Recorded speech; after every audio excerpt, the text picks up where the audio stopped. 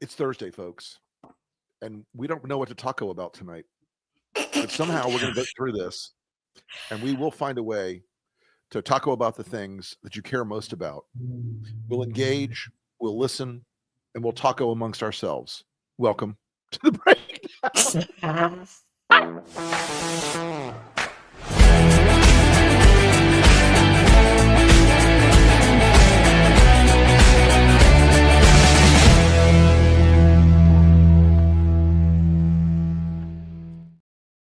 Welcome to Taco Thursdays, I guess. Just before the show went on air, there were totally inappropriate jokes about tacos that we will not repeat on air. We will only allude to them. And if you're wondering why, we got reprimanded last week, Maya, for misbehaving on the show, and they're going to get us. I mean, Kate and Woody will whip our asses. No, we are on our best behavior because nobody else is. Absolutely. I am a paragon of virtue right now. I am a man who believes that a crispy tortilla shell containing intense humiliation for Donald John Trump is really one of the most delicious dishes ever served. I like to drink mine with a side of MAGA tears. Do you think we've ruined tacos for him? I hope he never. We have now ruined tacos for Trump. You know, I've got a piece coming out about this tomorrow. All joking aside, calling him taco, Trump always chickens out by Wall Street guys who he thinks those are his peers. Well, I'm a master of the universe, like the guys in Wall Street, and they call him taco. It's got so many delicious layers. Like inside the bean dip, there's more humiliation. Underneath the sour cream, there's a delicious helping of Trump wanting to crawl out of his skin, being called taco. The memes have exploded across the internet with Trump taco memes everywhere. You know the one where he was holding he's like eating from Taco Bell. I think he had like the taco bowl. At one point, I hope somebody memed that one because we did. LP memed it. Yeah, okay. B put it out. It was like, if you know, you know. Amazing. And when he said there was going to be a taco truck on every corner, I didn't realize that this is what it meant. And by the way, what do you think that's a threat? I want a taco truck on every corner.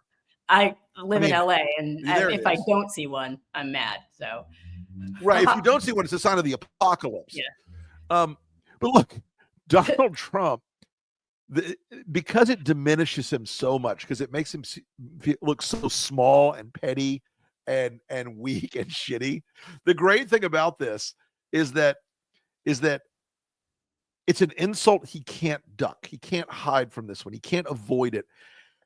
And because he can't avoid it, it's stuck, and it's stuck him hard. And, you know, we're observers. You and I are both observers of this guy for a long time. And man, his reaction to being asked about it. Oh, it's perfection. And I hadn't seen it until today. And so maybe other people haven't seen it yet either, because it's well worth watching the whole thing, guys. Just before we air it, folks, if you're coming in out of a deep coal mine somewhere, if you've been in a cryogenically induced slumber, if you have been in a coma, Donald Trump now has a nickname on Wall Street because he always backs down on the trade deals. It's taco. Trump always chickens out. Yesterday, an ABC reporter had the amazing good grace and good fortune to ask him about it. Watch. Mr. President, Wall Street analysts have coined a new term called the taco trade. They're saying Trump always chickens out on your tariff threats, and that's why markets are higher this week. What's your response to that? I kick out? Chicken out. Oh, isn't that nice? Chicken out. I've never heard that. You mean because I reduced China from 145% that I set down to 100 and then down to another number? And I said you have to open up your whole country. And because I gave the European Union a 50% tax tariff, and they called up and they said, please, let's meet right now. Please, let's meet right now. And I said, okay, I'll give you till July 9. I actually asked them, I said, what's the date? Because they weren't willing to meet. And after I did what I did, they said, we'll meet anytime you want. And we have an end date of July 9th. You call that chickening out? Because we have $14 trillion now invested, committed to investing when Biden didn't have practically anything. Biden This country was dying. You know, we have the hottest country anywhere in the world. I went to Saudi Arabia. The king told me. He said, "You got the hottest. We have the hottest country in the world right now."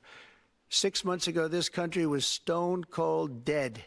We had a dead country. We had a country people didn't think it was going to survive, and you ask a nasty question like that. It's called negotiation. You set a number. And if you go down, you know, if I set a number at a ridiculous high number and I go down a little bit, you know, a little bit, they want me to hold that number, 145% tariff. Even I said, man, that really got up. You know how it got? Because of fentanyl and many other things, and you added it up. I said, where are we now? We're at 145%. I said, whoa, that's high. That's high. They were doing no business whatsoever, and they were having a lot of problems. We were very nice to China. I don't know if they're going to be nice to us, but we were very nice to China. And in many ways, I think we really helped China tremendously because, you know, they were having great difficulty because we were basically going cold turkey with China. We were doing no business because of the tariff, because it was so high. But I knew that. But don't ever say what you said. That's a nasty question. Go ahead. To me, that's the nastiest question. He's talking chicken. He's talking turkeys. There's so much poultry happening. It's but freedom of speech, right? Freedom of the press, like telling us a member of the press they can't ask a question. Don't ask it. Don't say that ever. That's that's a very nasty question. Such a position of weakness, though. It's so evident that he is feeling the heat in the taco kitchen. There's a taco meme on every corner. There's a, if only Trump, had thought to talk about all the great deals he's already concluded so far. Oh yeah. Don't we have a chart about those great deals? Oh, yeah. Oh look, there we are. There's I'm Liberation Day. Charts, but I understand. Then on the 12th, he announced 90 days and 90 deals. Then he went from the same concept of an agreement with the UK, where the tariffs were the same as they are before. Then he's caved into China on the 11th of May. And now we're at day 47 of 90, and still no deals have been made. It is a trade miracle. I don't know. Winning. Maybe they're all just waiting in line. So many people, they're all calling. They all want to come in. They all want to make a deal. Every one of them, all the countries, including the penguins. These penguins are very, very tough negotiators. I love how the fact that Trump's bullshit for once in the last decade of hell has truly collided with his incompetence. Oh yeah. I mean, it's just, the collision between shit talking and absolute humiliation it's a chef's kiss, folks. You should all enjoy this as a gift of a bountiful spring. Yeah. Cock-a-doodle-doo, folks. I'm Donald Trump.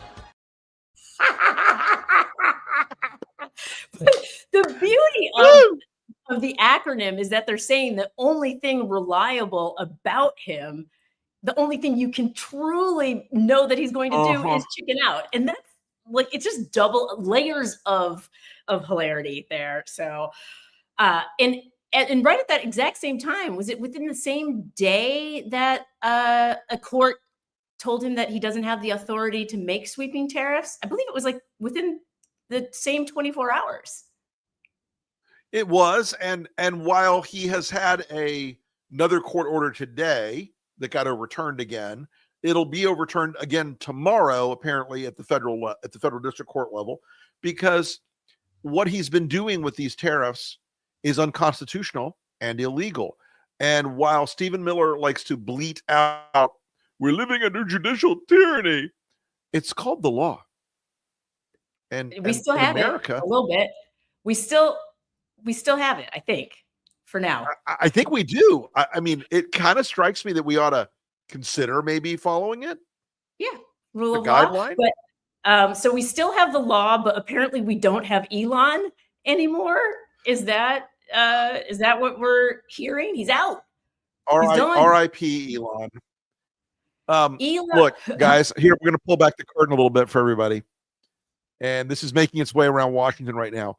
The people taking a massive victory lap about Elon being fired are all inside the White House at a very, very senior level. And some of them you know, some of them you don't know, but they are bragging about it. They are doing a victory dance tonight. They are popping corks in the chief of staff's office because Elon, as Trump's own pollster informed him, was a polling catastrophe. He killed Trump's numbers. He is, and there's nothing really that's going to unwind this, Maya. He killed Trump's numbers because he's like, Elon Musk is like if you took a sack of herpes and you filled it with 200 pounds of dog shit and then took it around to people and said, would you like this? They would have the same reaction to Elon in this country. They dislike this man intensely. He is unpopular because he is nasty. He's a cruel, shitty, weird, douchey, Hitler salute throwing a-hole. This is not a guy who was ever going to help Trump. But, for whatever reason, he had the access for a while, but now he has got nothing. Well, and that's he's got a broken car company. As I say, and let's not forget that Tesla stock tanking still. We've got Cybertrucks that are in a mall parking lot, unsold Cybertrucks that they can't get rid of. So Elon's brand is just broken throughout the world. Europe can't stand him. There's electric trucks coming out all over the place. But here's the thing, though. While Elon may be gone, his hands are still in our data. He's got. Oh yeah. Oh, don't think he didn't exfiltrate all of that personal data that he stole with his little minions, weird big balls and big balls and tiny dick and whatever the fuck these guys are. They all worked for Elon, not for the government. I got you. We're gonna get yelled at again tonight. You know that we're getting yelled at again, right? Such a way with words, Rick. I know, right? It's that classical education coming in handy once again. My hair was straight when we started, and then it's just like when you say things and it just curls up for literally it was here, it's up here now. Well, Elon thought he had a seat at the table forever and ever because he spent $300 million. And it looks like that one of the things that a lot of people who go to Washington to work in an administration, Republican or Democrat, learn is that your worst enemies are always inside your own organization. And when it comes to the White House. And good White Houses leak on purpose. Bad White Houses leak accidentally. This White House has been leaking like a sieve about how much everyone hates Elon. And so now Elon has the worst possible scenario, okay? He now has to go back and run his failing car company and explodorocket.com. And he's got to do real work now. He's got to go out and do things that require accountability. They want him there for 40 plus hours. I heard the board was like, we need you at least at work for 40 plus hours, which I want to preview it because we're going to be talking about somebody later in the show who is talking about how many hours they're working and they can, they're happy to, but we're not going to talk about that yet. I'm not skipping ahead. No, but we're going to get there. But Doge has how much money did Doge save? Because it seems like so we were told Doge was going to save $4 trillion. Yeah. And it seems like we've actually spent close to $2 trillion so far this year, which is $154 billion more than Biden spent. And actual real cuts that have actually been verified and vetted and identified was about $5 billion. And the Doge situation or shituation costs $135 billion. Heck of a job, Elon. Good job, pal. You done good. You're a reform genius. Yeah, and even things like them trying to take over the Institute of Peace's building and things like so much has been. Thank goodness for our courts. Thank goodness for the judiciary for actually stepping in and doing the necessary work that Congress apparently doesn't want to do, because it's that's the thing that's holding the line for now. Speaking of, clearly. I was gonna speaking of rule of law. Look, it is. Yeah, I like. I'm a fan. I'm actually reading this biography of Hugo Black right now, which is an amazing book. I mean, a guy who really like helped shape the court. But he was a guy who absolutely revered the law. Even when he disagreed with it, he revered the law. And the essence of Doge and a lot of this stuff is just lawlessness. They were just in there and they didn't care, and they kept responding to court orders with like, haha, stop me if you can. So, but look, this thing it's a lawless administration full of lawless people. And so it shouldn't surprise people that while Elon's out the door, and by the way, there's a question from the audience. Is it a PR move on Elon's part? Yes. He has I know the signs. He has a very high price crisis PR firm working for him right now. I don't know who it is, but you can see the signs in the way he's talking, in the way he's out doing these interviews, in the way he's trying to get back to business, not doing Doge, in the way he's actually separated himself from the Republicans a little bit more each day. He does have a PR firm working for him, but I don't think that means that this is a plan with Trump. I think this is just on Elon's side, and people are trying to preserve whatever equity they have in SpaceX, Starlink, Tesla, and whatever other companies he's got running. So,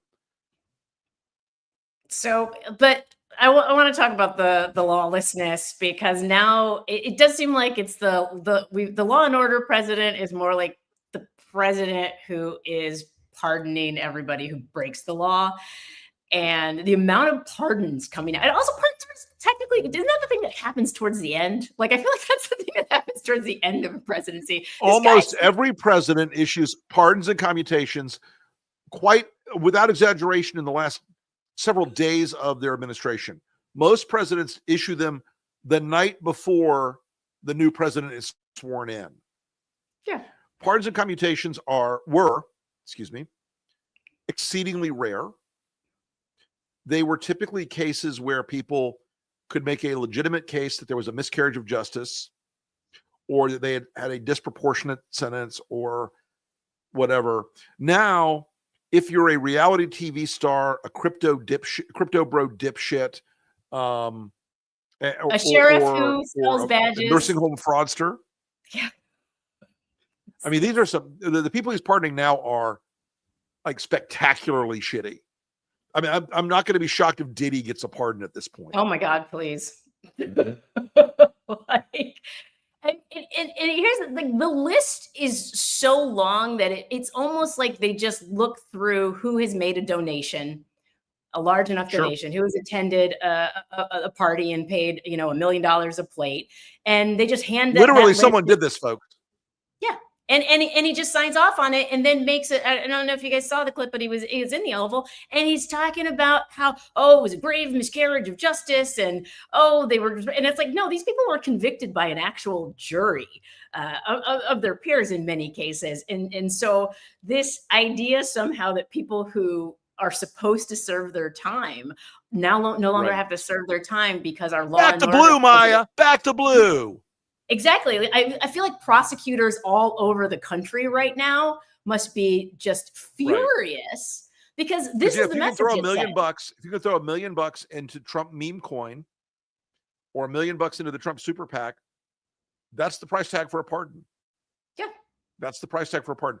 In the last Trump administration, Roger Stone, Matt Schlapp, all these other people were basically selling pardon access and claiming they could get people pardons and blah, blah, blah. But now it's just right to the Oval Office. It's just straight up to Donald Trump himself. Hey, I want to get out of this. I can't believe like Elizabeth Holmes hasn't thrown $1 million his way. I can't believe some of these people that are getting that are getting pardoned. Up the office of pardons yet? And yet I can. And yet you would think that having $1 million would be the main thing, but apparently also being a social media or reality TV star is another thing. Yeah, it's a bonus. It's definitely kindred spirits. They are. Indeed, they are. And maybe they'll join the administration in some way, and they can parlay that into that reality. This could be a part of the whole Kristi Noem reality pitch. Who knows? I learned that Diddy is very interested in oil. He will now be the Deputy Secretary of Energy because he's very, very interested in oil. Perhaps gas, but I know oil. And, I had to. I had to. Not looking at tacos the trouble. same, not looking at baby oil the same. I just got reprimanded in the chat. There it is. There it is. So look, I think that the idea that Trump is going to pardon people that are his supporters politically, it's baked in the cake. This is what autocrats do. It's what authoritarians do. This is wired into the political culture around Trump and his machine. This is wired into everything about the lawlessness of this administration. I wrote a piece a few months ago called "The Lawlessness is the Point," because much as the cruelty is the point, the lawlessness is also the point. He wants people to know, hey, if you're a violent asshole who supports me, you're allowed to be a violent asshole. They're talking about pardoning the people that tried to kidnap Gretchen Whitmer. He's talking about pardoning Derek fucking Chauvin, who is a fucking murderer, who is a killer, who murdered a man on television in front of the world, who murdered George Floyd in public with unbelievable cruelty. Trump's gonna pardon him. Now, luckily, that motherfucker still has state crimes, and he'll be in a state penitentiary for the rest of his natural life. But this is the kind of thing that being a Trump supporter means you're above the law now. I mean, look, right off the bat, pardon all the January 6th terrorists. Right off the bat. Didn't even... Yeah. Any crime, as long as it's a even the ones who crime in attacked service. And caused the death of Collins. Yeah, any crime that's a crime that's in service of the regime is a crime that is allowed. And so that's the message that's being sent. And it's like, how do you raise kids in an environment like this when you're don't do bad, don't do crimes unless they're for Trump. I mean, it's literally the upside down. Unless the dear leader needs you to do these crimes, don't do these crimes. Yeah, no. It strikes me there's a sort of a moral black hole here that we're gonna pay a price for at some point down the line.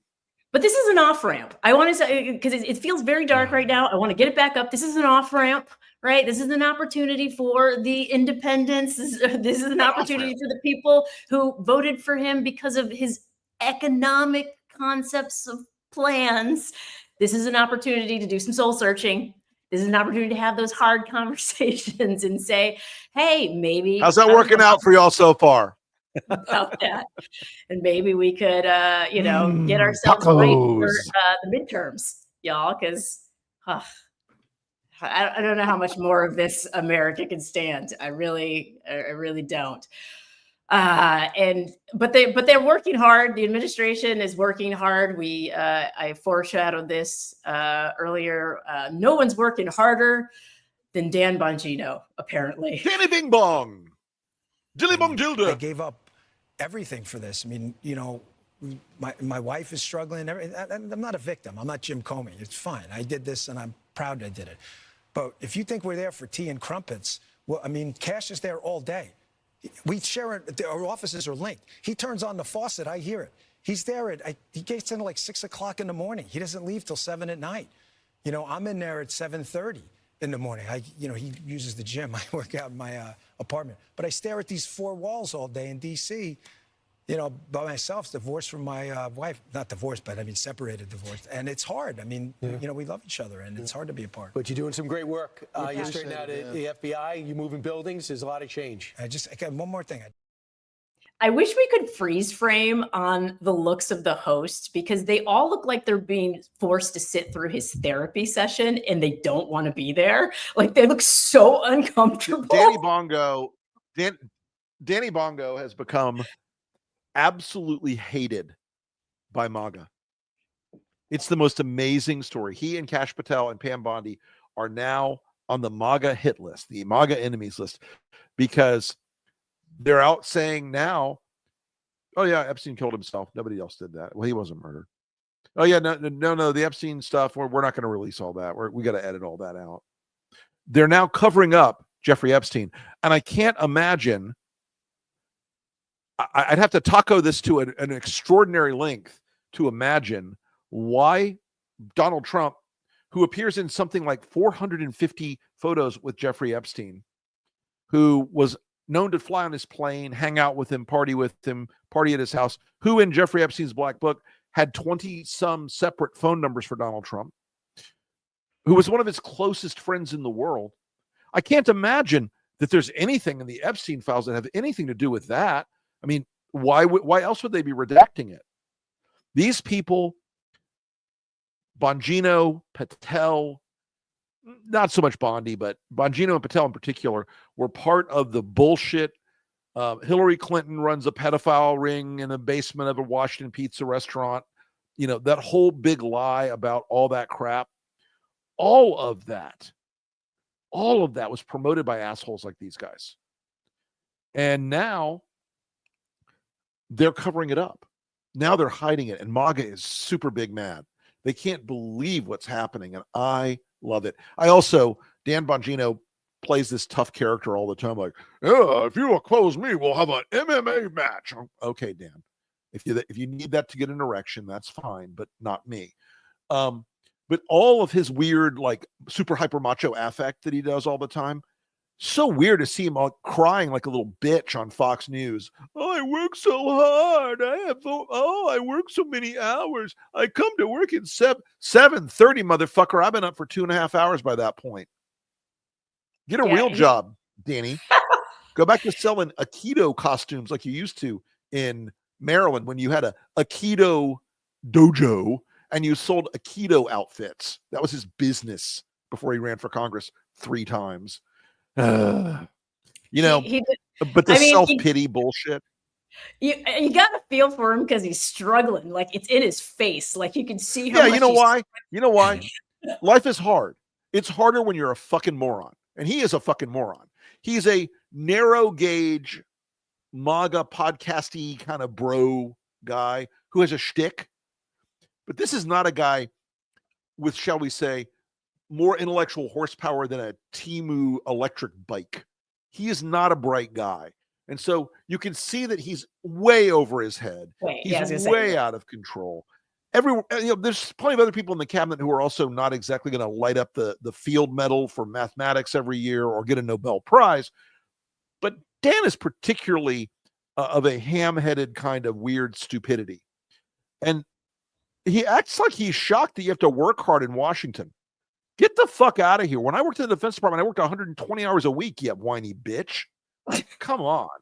I mean, it's just like, it's so self-pitying. Grow up. Tell us how you really feel, Rick. High tea. and speaking of high tea, Stephen Miller's wife is going to work for Elon Musk. And so today, of course, I had to post the cuck chair meme. It's like, take a seat, Stephen. She's gonna have an Elon baby within a year. You watch. The child's name is Zurga. Yeah, he's run out of letters and symbols in the alphabet. Mark my words. This week has gone on so long now. I was going to say, so much has happened, and so I want to say to people who aren't completely up on it's almost impossible to track it, and obviously it is by design. But I think we're doing a great job here trying to cover it all. We're doing a good job tonight, and our production staff can just suck it because we're doing a good job. Hegsth. Hegsth had a whole thing. Hegsth. The gift that keeps on giving. It's Pete Hegsth. How does that man still have a job? Susie Wiles has Hegsth on her list now that Elon's gone. He'll be gone in the next 3 months if she has her way.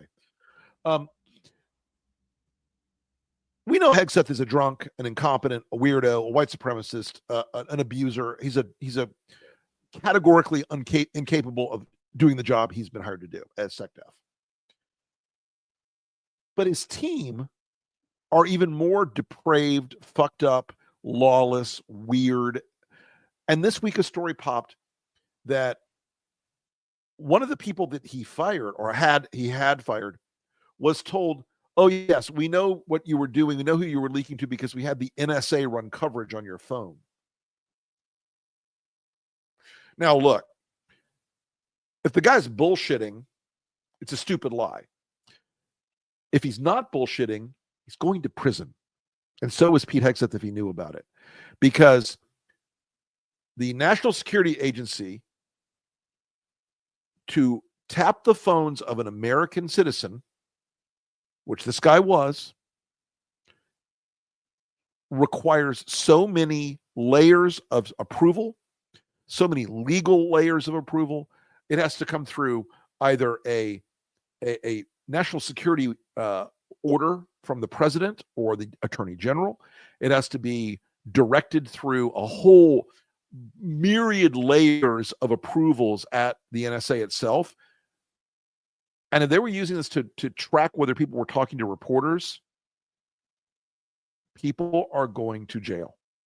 The NSA is about to have a very bad time when the Democrats take over Congress if this is the case. I can't wait to find out. But in the meantime, the mean girls of Hegseth world are all fighting with each other at the Pentagon. It is a thing of great beauty. And they are mean girls. They're so shitty.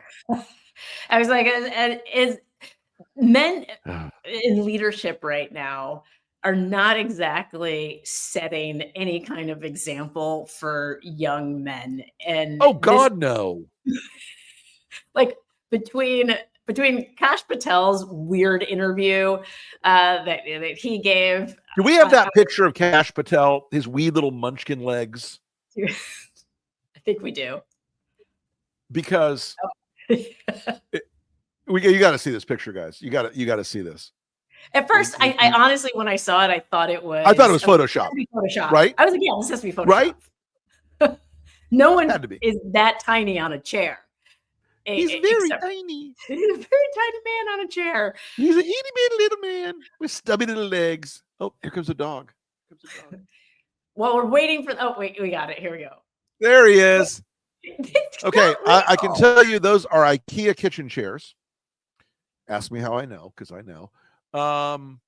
And a lot of the time when I'm writing, I sit in one of those exact chairs, and my damn legs dangle well past the bar there that Cash has his itty bitty little frame on.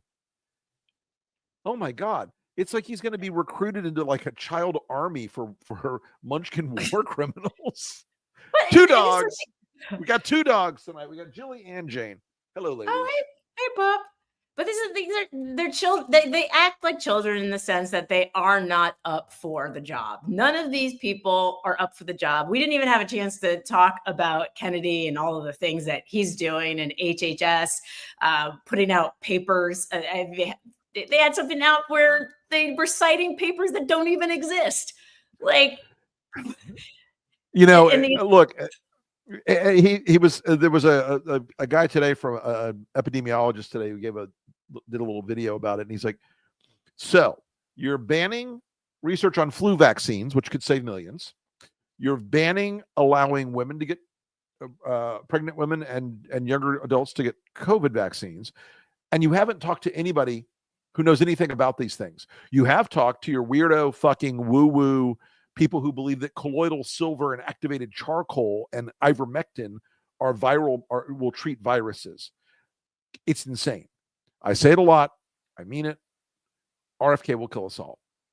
Well, and then he'll make us into a delicious roadkill souffle. There's nothing I like better than finding the corpse of a dead animal, throwing it in the back of the Subaru, and taking it back to HHS for brunch. Well, what people need to understand is not having a COVID vaccine. By the way, I'm going to bathe in a river of shit. It limits access to people who can't afford it otherwise. And so once it's not recommended, insurance companies do not have to cover it. And so that puts us all in danger. And American insurance companies are so amazingly benevolent, big-hearted, and they'll do the right thing, I'm sure. Of course, they always do. I think it's that they were actually giving me a call already. They're like, you know what, this isn't going to be what they didn't want to cover it, but we're going to cover it for you. They're calling everybody because we're such good people. Yeah. So we may be in a world though pretty soon, Maya, where research is a thing of the past. These idiots all think that ChatGPT is going to do medical research for them. We ain't there yet, Chief. And so Marco Rubio, the broke-ass Secretary of State, Marco has now announced that we're going to stop allowing Chinese students to come to school in the U.S. We're going to revoke them if they have connections to the Communist Party or are studying in critical fields. And those critical fields, I can assure you folks, include engineering, medicine, chemistry, biology, astronomy, anything that these guys view as problematic. Now, they're doing this to fuck higher learning institutions. They're doing this to break a financial thing. That, by the way, when somebody comes from another country to go to school here, they pay the full freight. Mm-hmm. They pay for their college. It's an industry in this country, but it's also a huge benefit because people from other countries come here, they study, they work. A lot of them stay here and become American citizens, and they bring their enormous talents to this country. Mm-hmm. But since Marco is afraid of the Communist Party, we're going to get rid of them all. Okay. Well, and then also I worked in international education for a while. And so there are pathway programs as well that bring students in where they they improve their English to prepare them for studying in the US. And so this is going to have ripple effects on other industries as well. And so you have businesses being affected, not to mention the tourism industry, the travel industry right now, they are seeing numbers drop as far as people traveling into the United States. And so now you have foreign students going, well, am I going to put in the effort to applying to a university in the US if I may not actually be able to go there? Or would I even want to go to school in the US if all of my speech is going to be policed? And so this has a ripple effect on so many different areas. And I think that's the thing that MAGA seems to not understand, because I don't think it's their kids who are going to be applying to Harvard and getting into Harvard to study law, engineering, or any of the other things. And so the fact of the matter is, like, this hurts us all. And I think one of the things I really want to do is reset, because everything gets so chaotic. And as I reset, I remember, okay, we're 5 months into this, or about what has Donald Trump actually done for America? What has the Trump administration actually done? Where are we winning? Where are the results? I was told there'd be so much winning that we'd be sick of it. Maya, that's a really terrific point, actually, is that Trump sells an image of accomplishment and success and prosperity. And by every single metric, the United States is sliding backward. By every single metric. People are hurting around this country because of things he's chosen to do. Like, he's cut off FEMA aid in North Carolina and Arkansas and Mississippi and Georgia and other states that have been hit by these storms in the last few years. Trivial amount of money, like almost nothing in terms of money. These are red states in red areas, and he's hurting them deliberately. The tariffs are hurting people deliberately. Mm-hmm. Yeah, I was gonna say, but yet he's got $90 million for his military parade. And so I think what is about to happen, if people take that moment to just pause and reflect and ask, what has Donald Trump done for me lately? They're going to realize that the answer is absolutely fucking nothing. And I think it's important that, anybody with a platform, anybody who's able to have those conversations, just keeps asking, what tangible thing has Donald Trump done for you? Because he's done tangible things for billionaires, for sure. He's done tangible things for people who own crypto, who are able to, tangible. I saw the dinner plate for the people who attended that party. That dinner plate looked like dog food. Yeah. I wouldn't feed that to my dogs. Yeah. That looked like it was like from the dumpster behind an abandoned Buc-ee's. Not great food, guys. Yeah. So he's not doing anything tangible. Not classy. Yeah. He's not doing anything tangible. I think what he's it's the feelings. If feelings is what MAGA was after, right? They love their feelings. Like they're feeling index. They love to own the libs and have feels. Yeah. So and by the way, for measuring that, for being the people that always say, fuck your feelings, facts don't care about your feelings, they govern themselves almost completely on emotion. It's kind of amazing. Yeah. Hey, before we wrap up, Gigi Harrison in chat wants to know if you saw Peter Navarro whining about the court injunction on tariffs. Was it Peter Navarro or was it Ron Vara? His secret identity of Ron Vara, private eye. No, yeah, look, that's the first time we've seen or heard from Peter Navarro in a couple of weeks. He snuck out of whatever straitjacket they had him in. So I presume we'll be seeing more of Brother Navarro in the coming days. But you won't see us in the coming days until next Thursday on another edition of The Breakdown. We'll see you next week, guys. I had to read a bunch of ads today, and I was like, Bowl & Branch sheets. I love this. Awesome, by the way. I was like, tonally, it's a beautiful. It's like, is that baritone? Is it a baritone? Is it a? What? It's a baritone bordering on a bass. Okay. Now my dad sounds like James Earl Jones with a head cold. Rick, how dare you? What are you doing? It's amazing. But yeah, I get the low voice on for the ads. Welcome to The Breakdown. Well, I hope everybody has. I hope everybody has some tacos, please. Have Taco! some tacos. Trump always chickens out. And who knows where the tariffs will be this time next week. Tariff Watch is on. Tariff Watch. It's terrifying. The taco of the town. All right, I'm going to stop talking taco.